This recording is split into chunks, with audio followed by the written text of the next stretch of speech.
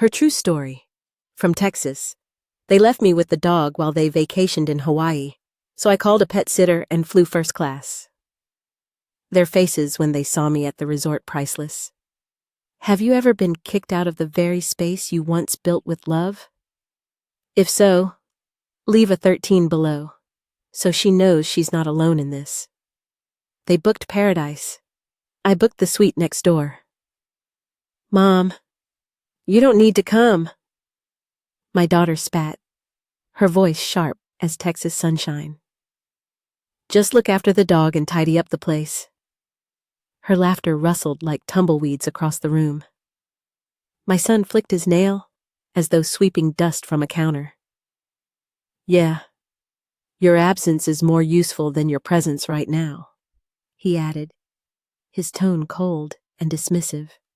The air felt thick, like the 90-degree heat pressing against the window panes.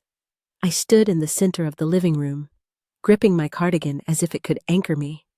The cicadas outside were louder than my family's silence. This house, once a sanctuary of Sunday dinners and birthday candles, now echoed like a stranger's shell. My chest tightened. They saw me as a burden, unspoken but clear. But under the hurt, something stirred. I straightened. I have been your mother, I said, voice shaky but rising. Years of care collapsed in that moment, unrecognized. My son looked away. My daughter smirked. But I had already begun the quietest revolution, reclaiming my worth. I felt my spine lengthen. If this was the conversation they wanted, I would give them the last line.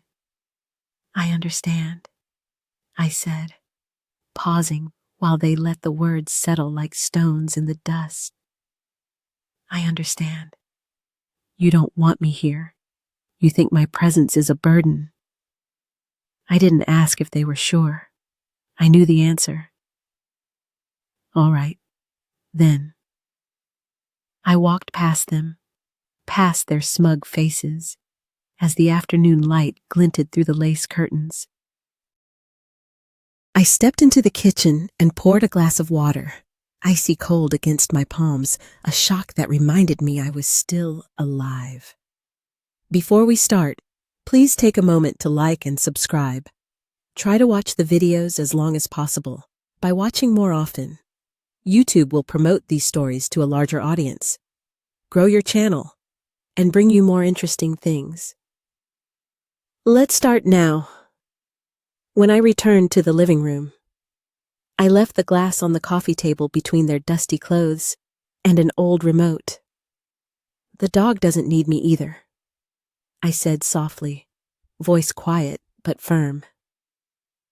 He has someone to stay with him while I'm gone. They blinked. They said nothing. I took a slow breath. The anger had not left, but now it fueled something stronger. Resolve. I would not go without purpose. I would leave of my own design. I turned to them, suitcases resting by the staircase. I'm leaving, I said. I will stay somewhere nice, somewhere I'm welcome. You will be fine without me. I felt my heart pounding with determination. My words measured like diplomatic notes. My daughter's lip curled. Go ahead, she said. I'll show you the way to the car.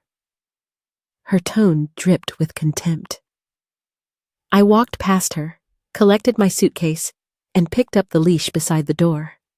My hands closed over it not to take the dog out for a walk, but to remind myself I was not afraid. I would go. I would stand alone, or better yet, stand beside those who saw me as more than a chore. The front door closed behind me with a deliberate click.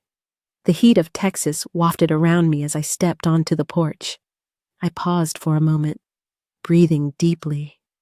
The cicadas were still buzzing. The porch swing hung empty, creaking softly. I stepped down the porch steps, the wooden planks rough under my feet.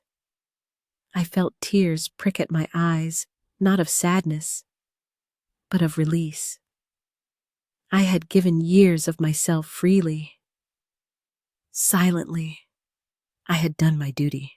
Now, perhaps, it was time for something different. I walked to the car parked in the driveway. Its paint faded from years of sun exposure. I unlocked the door, slid inside, and closed my eyes for a moment. I replayed the voices from inside the dismissal, the laughter as though it meant something more before. Now they were merely words left behind in the dust. I started the engine. The radio came alive with soft country music that felt warm and kind. I eased the car into gear and drove away. Each mile took me farther from the house that once felt like a sanctuary. With every mile, I felt lighter, steadier. The echo of their disdain no longer bound me. A quiet pride began to bloom. I decided then that I would not go quietly. I would not hide. I would hold my head high. And eventually, I would let them see that life lived with grace and dignity could strike them silent. If they thought I would fade into the background, they had underestimated me. My fingers tightened on the steering wheel. I had no itinerary, only purpose. I would not let their words define me. This was my moment, not theirs, and I planned to make it unmistakable, without malice, without apology, but with undeniable presence. As I pulled away, the house shrank behind me, but I did not look back. The storms inside had broken. The horizon ahead felt vast, uncharted, and full of possibility. I pressed my foot on the gas and let the road carry me forward. When the door clicked shut behind me, I did not sink into sadness. Instead, I reached for my phone with steady hands and dialed the local pet-sitting service. My voice was calm, but firm. Hello? I need someone to care for 2 golden retrievers and my house while I'm away. Dates are next week through Monday. Please keep it confidential. No need to text or call me during that time, unless it's an emergency. The woman on the other end responded briskly, with availability, and I confirmed the reservation. I felt a small sense of triumph. I had arranged for my dogs to be cared for, my loyal companions, without involving them, without inviting interference. Once I hung up, I moved to my laptop and opened my frequent flyer account. I searched flights to Maui, insisting on first-class tickets. I tabulated the dates to match their Hawaii vacation. I imagined the soft recline of the seat, the green tea-scented lounge in the terminal, the polite flight attendant greeting me by name. I clicked through options until I found a flight that aligned perfectly.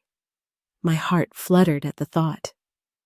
I clicked Book Now, confirmed billing, and watched the boarding passes emailed to me seconds later. I brushed away a nervous tear, telling myself, "You are worth this." I downloaded the confirmation to a folder, titled Maui. Next came the resort reservation. I searched Maui Beachfront Suite on the villa's website, and there it was, an ocean view suite with a lanai. Steps from the pool. I held back at the price. It was more than I usually spent. I checked my savings. Yes, I could afford it just enough. I clicked Reserve, filling in my information, selecting leave keys with front desk, wanting no signature of cooperation, no lines of communication with them. The confirmation landed in my inbox. I stared at it, the word suite confirmed glowing across the screen. My pulse raced. I was stepping into new territory. I closed my laptop and sat in silence. A breeze drifted through the open window, stirring the curtains. I pictured waking up to the sound of waves, the scent of plumeria drifting through the suite. Waves, not their voices. I moved into the dining room and set out a small pile of clothes for the trip. A linen dress, sandals, a cardigan for the plane. I tucked in a good novel, a silk scarf, my favorite reading glasses, some special lotions I'd kept for days like this. I chose jewelry, a pearl necklace my late husband gave me to wear on the flight for no reason except it made me smile. I paused where the keys hung on the entryway rack. I left them, turning instead to the pet sitter's copy of the house key I had just received. I snapped a photo of it with my phone and deleted the picture, so all I had was presence, not proof. Enough to open the door in their minds. I was coming back, stronger, dignified, but not here to meet their terms. That night, I sat on the porch swing with my dogs at my feet, dogs blissfully unaware they were about to vacation without their mother. I stroked their golden heads and whispered, "You'll be spoiled while I'm gone. Then, we'll take an adventure together someday." I felt exhilaration blooming in my chest. Sleep came fitfully. I dreamt of tropical flowers and palm leaves brushing my skin. My alarm sounded at dawn. Without hesitation, I tucked my phone and passport into my purse and left the house, locking the door quietly behind me. I kept glancing back, not out of fear, but to steady my resolve. I had arranged everything in secret. They would not know until I was landing. At the airport, I breezed through check-in and security. Seated in the lounge, sipping green tea, a man behind the counter smiled as he slid my boarding pass across. "Enjoy Maui, Mrs. Harris." My heart swelled. For once, someone saw me as more than just a caretaker or a burden. I existed as a woman with agency, with desires, on the plane. I reclined fully, closed my eyes, and for the first time in years allowed myself to breathe out all their voices. I pulled out my book, opened to chapter 1, and read a page. I felt tears, but they were not sad. They were signs of freedom. The flight descended, and I watched as Maui unfolded beneath the clouds. A quilt of green mountains and blue sea. The plane door opened. Heat and sunshine streamed in. I stepped onto the runway, suitcase wheeling beside me, and inhaled deeply. I was doing this for me. I walked into the airport lobby and felt an unexpected flutter in my chest. Gone were the anxiety and resentment I'd carried at home. In their place was something lighter, anticipation. I had checked in online, but the moment I approached the first-class desk, the attendant greeted me with a sincere smile and handed me a priority boarding pass. "Mrs. Harris." "Welcome," she said, scanning my passport with genuine warmth. It was as though she saw me, not the obligation to stay. I was escorted to the VIP lounge, where I sank into a plush armchair and was offered a flute of sparkling water and warm towels. Around me, travelers conversed quietly or typed away on laptops. I watched people smile at me, not with pity, but as if I belonged. The soft hum of the lounge, the scent of almonds and coffee, the gentle clinking of glass. It felt like stepping into a sanctuary I had earned. Announcements sounded. First-class passengers boarding. Southwest Flight 32 Maui. My heart hummed. I gathered my belongings and walked with purpose toward the departure gate. Once inside the cabin, I eased into my seat and exhaled. The leather reclined fully. Memory foam cradled me. A friendly flight attendant appeared and offered a choice of champagne or juice. I raised a glass to myself before the plane even taxied. As we took off, the city light shrank behind us. The safety demonstration faded into the background as I sipped my bubbly and gazed through the window. I was leaving behind 90-degree Texas bitterness and stepping into warmth that felt like permission. The in-flight dining service arrived quietly. A light spring salad, grilled fish with roasted vegetables, and a lemon tart for dessert. Each bite was fresh, soothing. Nobody handed me a chore list or asked me to tidy up. Instead, they catered to my comfort, to my needs. The cabin lights dimmed.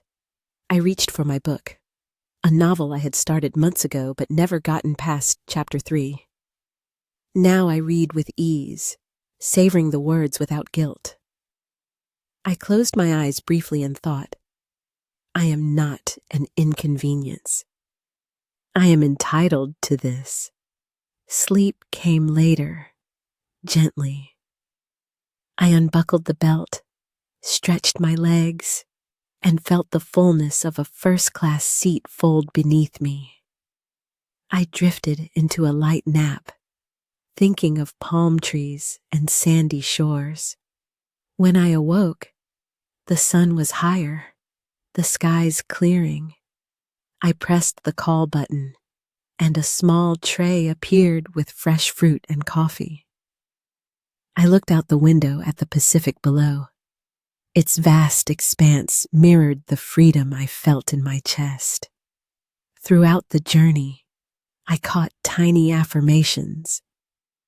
A toddler asked his mother in hushed tones, "Who is that nice lady in first class?" A flight attendant passed me a small note. "Enjoy your vacation." "Mrs. Harris." I wanted to cry, not from sorrow, but from relief. I was being seen as a person, as someone who deserved dignity and self-care. We began our descent into Maui. The island appeared beneath us, emerald green against sapphire water, dotted with coral sand beaches. I pressed my forehead to the glass and whispered, "Yes." The anticipation swelled. Soon, I'd stand barefoot on soil warmed not only by the sun, but by my own worth. When we landed, I gathered my bag and followed the others into the arrivals lounge. My sandals brushed the smooth tile, and I took a steady breath. The Hawaiian sun poured through the open doors, welcome and forgiving. I felt my shoulders drop. My mind release its grip on resentment. A resort shuttle awaited. I settled into its seat and watched the drivers navigate palm-covered roads towards luxury. As the vehicle turned into the resort's driveway, a fountain sprayed in soft arcs, and a lei was draped around my neck by a smiling staff member. I stood taller as she said, "Welcome home, Mrs. Harris." I stepped inside the grand lobby, high ceilings, ocean breeze, hushed piano. No one here cared that I had once been dismissed. Here, they treated me as a guest, a person worthy of their utmost care. My suite lay just across the hall from my daughter's reservation, but I refused to think of them for now. This was my arrival. In my room, a welcome basket of fruit and flowers waited. I set them on a glass table, inhaled their sweetness, and unzipped my suitcase. I changed into a crisp sundress, feeling the fabric brush fresh against my skin. I walked slowly to the lanai, overlooking the pool and the sea beyond. The surf crashed in distant rhythm. It felt like applause.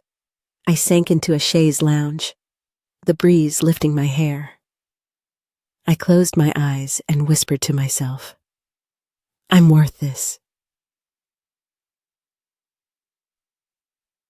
I've earned this. The words felt foreign, yet right. I reached for my phone and texted my son. Made it? I'm relaxing. I didn't add anything more. No need for justification. As I stretched out in the sun, I noticed something miraculous. I was calm, not numb, not stressed. Peace had returned in gentle waves. I had resisted being mediated by their terms. Instead, I chose to stand by my worth. Here, in Maui, I reclaimed my dignity, and I would let them see that, without so much as a wave. I pushed through the double doors of the Maui resort and was immediately embraced by sunlight filtering through towering palms. Golden light danced on the tiled floor, warming my skin even before I felt the tropical breeze. The scent of frangipani and hibiscus drifted around me as if the entire resort was smiling and welcome. I walked slowly, savoring each step, the soft echo of my sandals on the marble, the gentle hush of unfamiliar voices mingling with the distant rush of surf. A resort attendant approached me, eyes kind and professional. She spoke my name as though it mattered. Mrs. Harris. Welcome back. And a folded custom itinerary was placed in my hand. I nodded, tongue loosening, responding with a soft mahalo. I didn't hesitate as she led me to the elevator, sliding her hand gracefully across the polished panel until the dial chimed. When the doors opened on my floor, a bellman stepped forward and wheeled my suitcase with care, as though I were a guest of honor. And, for once, I was. The hallway to my suite smelled faintly of coconut and ocean breeze, and the patterned rugs felt soft underfoot. Small details caught my eye. Orchid garlands floating in glass bowls, artful carvings of sea turtles inlaid on the doors, the happy laugh of children drifting from the common area. As I approached the suite door, my heart fluttered. A mix of emotions I had left behind in Texas. Doubt, fear, erasure. Here in Maui, those things were evaporating in the heat, replaced by something infinitely more powerful. Belonging. The bellman stepped aside as I inserted the key card. The door clicked open, and I stood for a moment on the threshold, breath catching as the full scene revealed itself. The suite unfolded like a painting bathed in light. Wide planked teak floors, a living area with creamy sofas, and beyond that, a glass wall opening onto a lanai with unobstructed views of the turquoise ocean. The scent here was different, too. Brine mixed with sandalwood, warm linens with a hint of paradise. A small pillow awaited on the chaise, embroidered with my initials in gold thread. A chilled bottle of sparkling water lay in a tray with 2 glasses. I closed the door behind me and let the moment breathe. No one waiting with criticism, no chores assigned, no demands, just me. The space, the horizon beckoning. I set down my suitcase and padded barefoot across the floor. The gentle crash of waves grew louder, more intimate as I stepped onto the lanai. A family swam in the infinity pool below.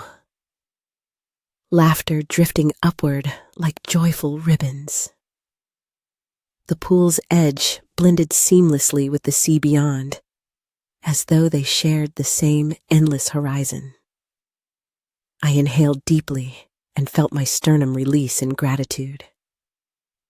A resort attendant passed and called my name, Mrs. Harris. Cocktails on your way down to the lounge, and I realized they remembered me. My pulse ticked warmly. She noted the room number closest to the family suite, just across from them, exactly where I had reserved. We smiled politely and I nodded. Yes, Please. I sipped the cool water and let my gaze drift. There, across the pool, on the resort's soft lawn, were the silhouettes of my daughter and son. They lounged on chairs arranged like two exhausted vacationers not expecting to see me. A moment unfurled slowly. My daughter straightened and looked over. Her mouth froze mid-word. My son sat up, grips tightening around the towel beneath him. The cogs of confusion turned behind their eyes. Now came the moment I had earned. I closed my eyes and tilted my face into the sun's warmth. My spine lengthened comfortably. I carried no resentment, only resolve. Others might mistake my ease for pride. I didn't mind. I walked back inside and found the cheese with their name on the back. A tasteful welcome placard. I sat down and ran a hand over the embroidery. A server appeared, offering a menu for light evening beverages. I ordered a Mai Tai, the sugar and rum and citrus mingling perfectly. The glass arrived, complete with orchid garnish and sweet condensation. Glass in hand, I stepped back onto the lanai. The breeze picked up, gentle, reassuring. I raised the glass subtly, just high enough for them to see. They looked, their faces. First confusion, then a flush of surprise. Then the distinct sheen of embarrassment filled the distance between us. I smiled, no wide grin, just a soft corner of lips. It was a greeting, a reminder, and a message all in one. I am here. I belong. They lowered their eyes. My daughter wrapped a shawl around her shoulders as though she might have to confess something. My son stood, moving slightly closer. But the distance between suites was their choice to cross, not mine. The sun dipped golden behind the palms, bathing everything in soft light. I leaned back, watching the waves at the horizon with calm determination. I didn't need applause. This moment was for me, an affirmation of worth shaped through service and sacrifice, tempered by neglect and condescension. Inside the lounge, patrons paused mid-sip to look at us. I relaxed even more, settling deeper into the chaise. The world was large, and I was exactly where I belonged. A few minutes later, my daughter and son rose together and began walking toward me. I didn't look at them again until climbing the lanai steps. When I did, their expressions mirrored mine from earlier. They were not the center of this story anymore. My daughter swallowed. Mom, we weren't expecting you here. I nodded, glass steady in my hand. I thought you should meet me here. Her eyes glistened. I tapped my lips gently with the glass. I'm glad you did. My son appeared at her side, exhaling. I'm happy you're here. I raised a finger, politely pausing him. I deserve this, a chance to be seen as more than a caretaker. I set the glass down on a low table. We can enjoy dinner later if you like, if I'm welcome. They nodded. No words came, but their presence, halting, sincere, said enough. Later, as I stepped inside my suite, I took a final look back over my shoulder at their retreating figures. The sun had slipped beneath the horizon, leaving sky blushing in lavender and peach. I walked back into the suite, closing the door softly. I set my Mai Tai on the counter and exhaled, a long, steady breath. In that radiant stillness, I affirmed, I had taken my place. No permission asked, no apology offered, just belonging earned. And this was just the beginning. I had just settled onto the poolside chaise with my Mai Tai in hand when I spotted them, my daughter and her husband, caught between the umbrella-dappled shade and the shimmering blue of the pool. Were reclining in lounge chairs, towels draped across their shoulders. The afternoon sun warmed their backs. A lazy glow that spoke of indulgence. I raised my glass and let my eyes track their direction, curiosity steady behind the calm. They noticed me at the same moment I smiled, a small, controlled curve of my lips. Instantly, they sat upright, startled, as though the air around them changed in an instant. My daughter's sunglasses slipped down her nose. Her husband's mouth hung open, his eyes wide. Their world tilted. Time slowed. My daughter's jaw dropped. Her cheeks drained of color. I could almost see the wheels spin behind her eyes. Confusion, embarrassment, disbelief. My son-in-law set down his drink so abruptly, it rattled against the table. They looked at each other, half speaking through shared shock. I rose gracefully, glass in hand, and stepped toward them. The resort hummed with guests and servers. But all I felt was their gaze, sharp, curious, uneasy.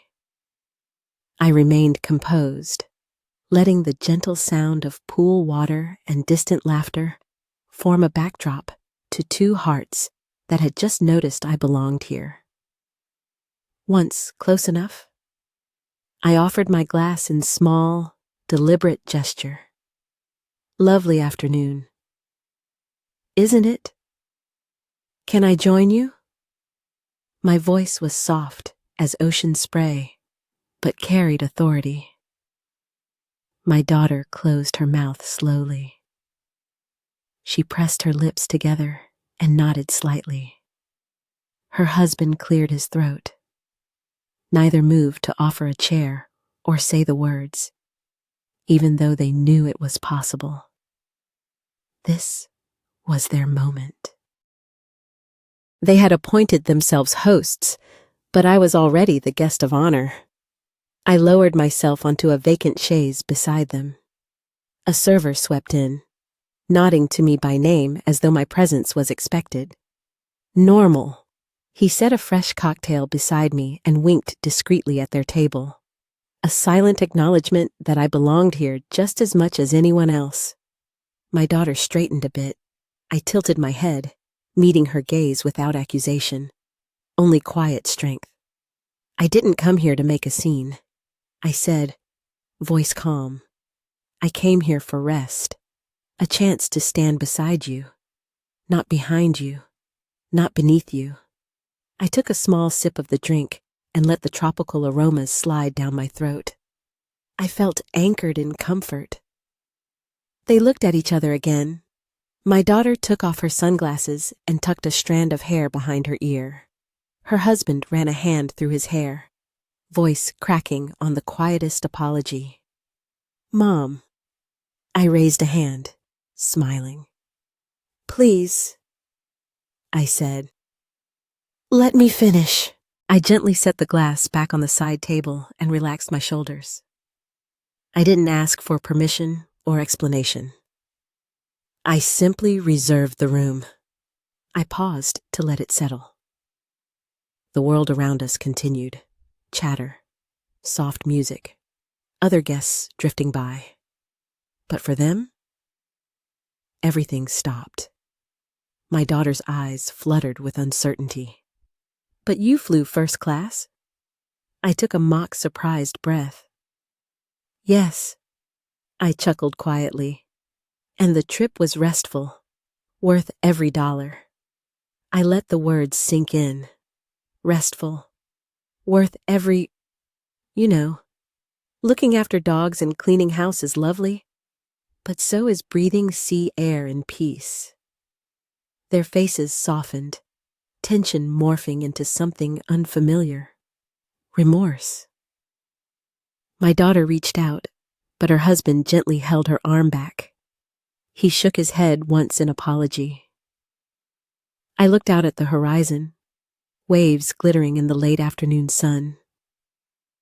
I did not need them to say more. They had seen me sit in room comfort, sip cocktails, be welcomed by staff and strangers alike. It was a public affirmation of what private words seldom acknowledged. I deserve dignity from their stunned faces. I understood their realization. They had underestimated me. A group of guests paused nearby, whispering. I sensed their fascination. They were drawn to the atmosphere, the moment, the unexpected presence of a dignified woman who interrupted the script. I leaned back in the chair, the breeze teasing the hem of my dress. I turned back to my family. Don't worry, I said gently, taking another slow sip. You're still on vacation. Enjoy it. My daughter's eyes flickered with tears and she blinked them away. Her husband offered a small nod, as though promising they would talk later. I smiled and lifted my glass in a quiet toast to new perspectives. I said softly, and to peace. They remained still. The sun dropped lower. The pool lights brightened, and the resort began to hum a different tune, a melody of acceptance. Slowly, my daughter reached out. She didn't touch me, but she signaled welcome. Her husband exhaled. A small truce formed in that graceful pause. In that moment, I understood the power of stillness, of presence, of quiet reclamation. I finished the cocktail, set the glass down, and rose once more. I kissed the top of my daughter's head and looked at my son-in-law. I'll see you at dinner. They nodded. I stepped away, the soft click of my sandals on stone echoing calm. I walked back to my suite across from theirs, each step resonant with certainty. I belong. This is my space too. Dinner would come later, but I had already won, not by argument, but by existing on my own terms. Under the wide Maui sky, I was home. The poolside sun had softened into late afternoon when their hesitation finally spread like a slow tide. My daughter and son-in-law lingered close enough to be part of the moment, yet distant enough to signal unease. I sipped my second Mai Tai, watching as curiosity warred with guilt on their faces. Your dogs are well cared for, I began, voice even, calm, careful. My tone carried no triumph, just matter-of-fact clarity. I arranged everything, and I needed a direct opposite of where you thought I belonged. I paused. Letting that land? They stared, not speaking. My daughter swallowed, her knuckles whitening as she grasped the arm of her chair. We didn't mean to. It's okay, I told her, softening my voice. But please, if I must correct something, understand this. I am not your housekeeper. I am not your caretaker.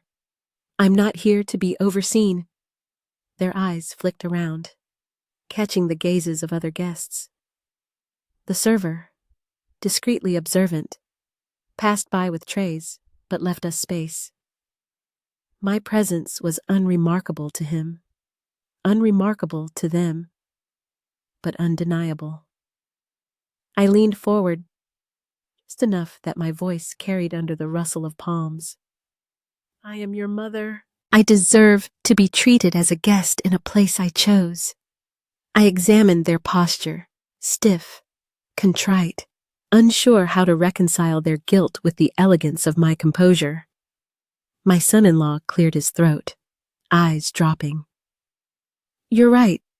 Mom, we weren't thinking. I looked at him kindly. I know life gets busy, but it shouldn't silence respect. My gaze moved to my daughter. History doesn't vanish because the ocean distracts you. She nodded, tears threatening to spill. I'm sorry. It's okay, I echoed. My voice didn't hold judgment, just firm space. Let's not allow this ruin our time together. I lifted my glass. You're on vacation. So am I. I took a deliberate sip. Silence enfolded us. Awkward. True. A family vacation in paradise had become a negotiation of dignity. They looked at me as though they had been shaken awake, confronting a reality they'd ignored for too long. My daughter cleared her throat. Would you like to join us for dinner tonight? The buffet? It's by the beach. I felt relief. She had to ask. She had to invite, to recognize me. I said, using language that carried gratitude, but no dependence. Thank you. My son-in-law stood and gestured toward the sunlit lawn. We'll go pick a table. I'll come get you at 7. I nodded, setting down my Mai Tai. I'll see you then. As they stood and moved to select seating, hesitant yet earnest, I lingered in my seat. The breeze drifted past, and I breathed slowly.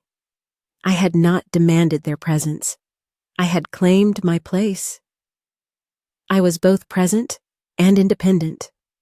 Across the pool, resort guests continued their conversations. Some glanced our way, probably intrigued by the aura of reconciliation in progress. I didn't fear their eyes. If anything, I welcomed the witness. They saw that aging did not diminish authority when carried with dignity. A server approached me, offering fresh water and a bowl of pineapple slices. I accepted with a nod. Mahalo, I said, grateful. This place honored my identity. I closed my eyes, tasting the sweetness. A sense of closure washed through me. This wasn't about proving them wrong. It was about ensuring I was never marginalized again. At 7 p.m., she came for me. My daughter appeared in her resort evening dress, beauty softened by the glow of sunset. She seemed smaller somehow, humbled. She offered her arm. Shall we? I stood, smoothing my dress. I placed my hand gently on her arm. We shall. As we walked side by side, I felt a shift, not just in their behavior, but in the unspoken bond between us. The distance had been reclaimed and the balance restored. We found a table beneath string lights and palms.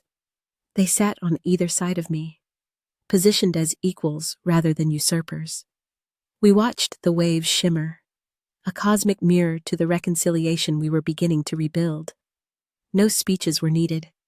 The evening's menu, the ocean breeze, our easy laughter, all spoke of respect reclaimed.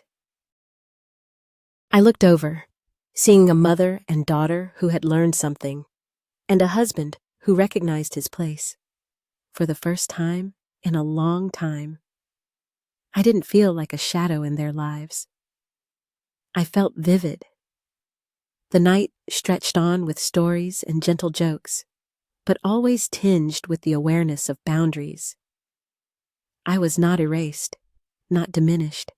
At the end of the evening, my daughter leaned over. I love you, she whispered.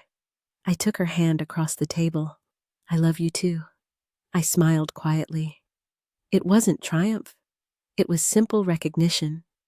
As we stepped away from the table, I breathed in the tropical night air. The stars above twinkled like reassuring witnesses, and I carried with me the knowledge that standing firm and calm could yield connection without giving away self. The resort lights dimmed. I had presence. I had peace. I had returned on my terms. I still remember that first evening beneath the resort's open-air canopy, the strings of lights glowing above us while the steady hum of waves filled the air. Guests from around the world drifted in and out of the restaurant, their laughter swirling in soft waves. I was seated alone at my table, but my confidence pulsed quietly in my chest. I belonged. I belonged by right of being visible, present, deserving. Later that evening, I stepped away and wandered toward the water's edge. The sand felt cool beneath my feet, and the surf's gentle rhythm sang a lullaby to my soul. I closed my eyes and reflected on how easily I'd left behind offense and silent disapproval, choosing moonlight instead. The world had shifted one bold decision at a time until I was finally free. In the days that followed, I honored myself like the guest I truly was. Every morning before dawn, I walked to the seaside spa. Staff greeted me by name, and each rustle of palm fronds felt like affirmation. I sank onto a heated stone massage table, feeling tension melt, not just physical muscles, but deep within, affirming my worth. Afterward, I attended sunrise yoga on the lawn. The instructor guided us as pink and gold broke across the horizon, each pose rooted in the pulse of the ocean beneath me, each breath restoring self-respect. Around me, travelers of all ages moved in gentle unity. I was no longer invisible. I was part of something larger. Breakfast became my ritual of connection. I sat at a long communal table, sharing croissants and stories with travelers from France, Japan, Australia. A woman from Vancouver told me I radiated calm. A businessman from Seattle said he saw strength in my eyes. It felt unexpectedly wonderful to be admired for simply being present, not useful, that I was real, that I mattered. Some afternoons, I strolled along the private beach, collecting shells and painting tiny watercolor postcards. I mailed them, not to my family, but to friends who asked how I was healing. I sent one to my daughter with a single handwritten line. Thank you for giving me space to be me. One evening, I attended a resort talk with local artists and authors. I listened to a poet recite verses about resilience. I recognized parts of my own journey in her words. Afterwards, I joined the Q&A and asked how she learned to trust her own voice. She smiled and said, "Start by listening to the sea." I felt affirmed.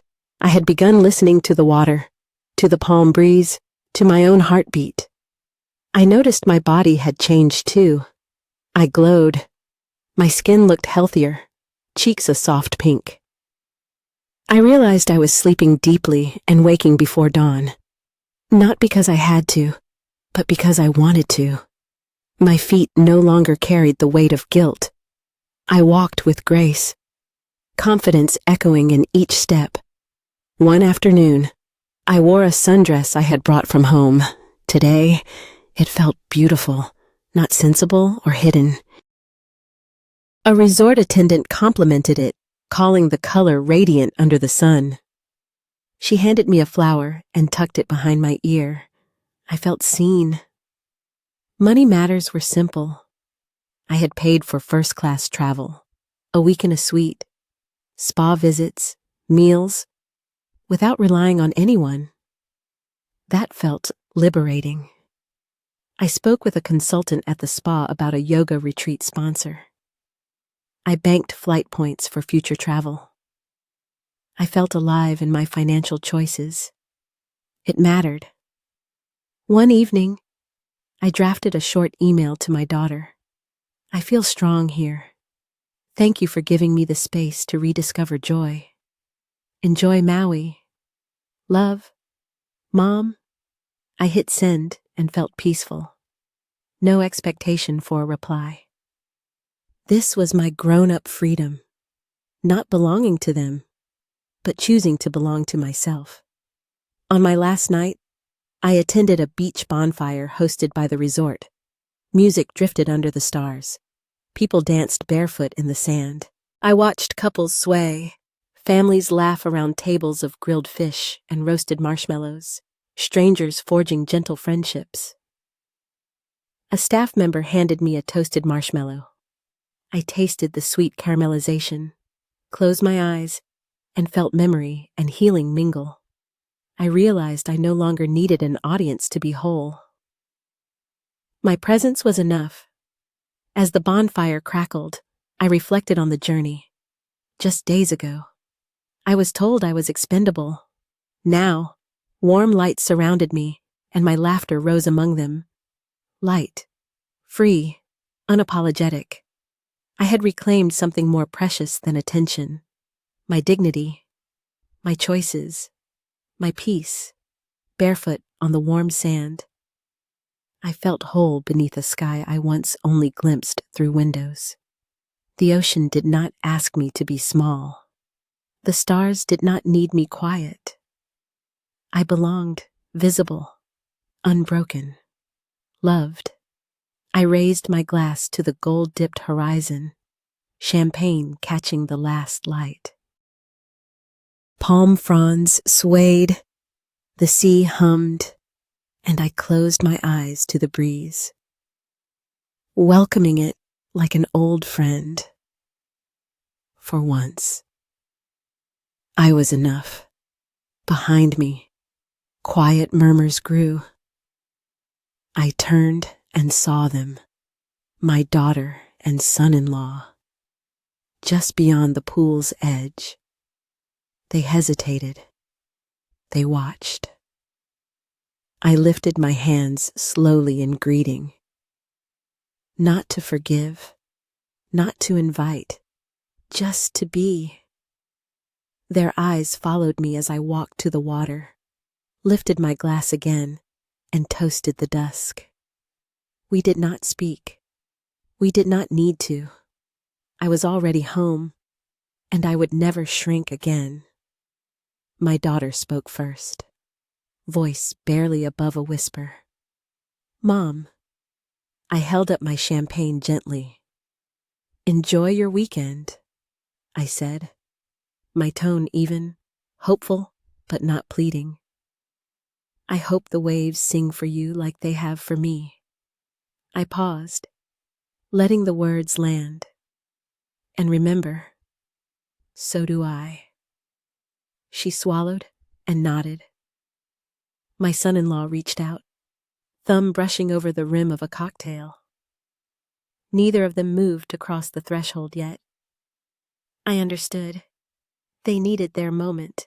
I had taken mine. I walked back to my suite's lanai, the golden light dancing across the glass door. The soft click, as I closed it behind me, sounded like permission given to myself. This is where I stand. My suite, my peace, my choice. Inside, the living area glowed. Candles, a small dish of local fruit, flowers scented with plumeria. I poured another glass, inhaling the sweetness of salt and promise.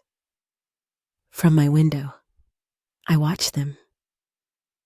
They lingered at the pool edge for several minutes, quiet and still. Then slowly, side by side, they drifted back toward their own suite, the gap between us still intact, but framed now by respect rather than fear or dismissal. I stood on the terrace, champagne in hand, and whispered to the evening wind. "Thought you could leave me in Texas and forget. Look where I am now, despite the lingering ache from past wounds." My heart pulsed with quiet elation. I was standing tall in paradise, my paradise on my own terms. I had flown across continents, not to steal their spotlight, but to reclaim my own identity. I had stood confidently inside a luxury I had earned through years of love, care, and silent perseverance. No need for dramatic confrontations or tears. I chose calm dignity. That alone made it unforgettable. The palm trees rustled softly as though applauding. I lifted my glass to myself, to compassion, to self-worth. Night deepened. Lanterns lit the pathway. Stars blinked into existence overhead. I sipped, savoring balance between sweetness and breeze. I felt serene, luminous, free. Later, I stepped into the hallway leading to my suite. I saw their door across from mine. We were neighbors now. 2 suites, different stories. I reached in my pocket and pressed the doorbell of their room once. They opened the door. My daughter's eyes flickered, his too. We stood there for a heartbeat, no awkwardness, only understanding. I smiled. Good night. Simple. Enough. They said good night. Voices small. I walked back into my sanctuary. Ocean sounds drifting through the sliding door. Soft carpet under my feet. Lanterns glowing warm. I set the champagne flute on the table and sank onto the chaise. Legs stretching toward the sea. I closed my eyes, and the memory of this evening wove into my soul. No need to shout or to apologize. My quiet confidence said it all. Between the golden light and emerald sea, I fell into a deep, full smile. I whispered softly to the night, I deserved this, and with that, I turned off the lights and let the ocean cradle me. If you've ever been left behind, underestimated, or told your place was in someone else's shadow, then you know the silence I walked through before I ever touched the shore of my own life. But here's what I've learned. Dignity is not something they give you. It's something you remember you always had. When they flew off to paradise, thinking I'd stay behind and sweep up after their dog, I chose something different. I booked the suite next door. I smiled when they saw me, and I sipped my cocktail with grace because justice doesn't always shout. It sometimes just lounges by the pool in linen. So if my story stirred something in you, if you've ever wanted to rewrite your role in a world that took you for granted, then I invite you to stay with me. Subscribe to Grandma True Stories, where the quietest woman in the room finally speaks. And every story is a reminder that wisdom doesn't age. And revenge, well, it just gets wiser.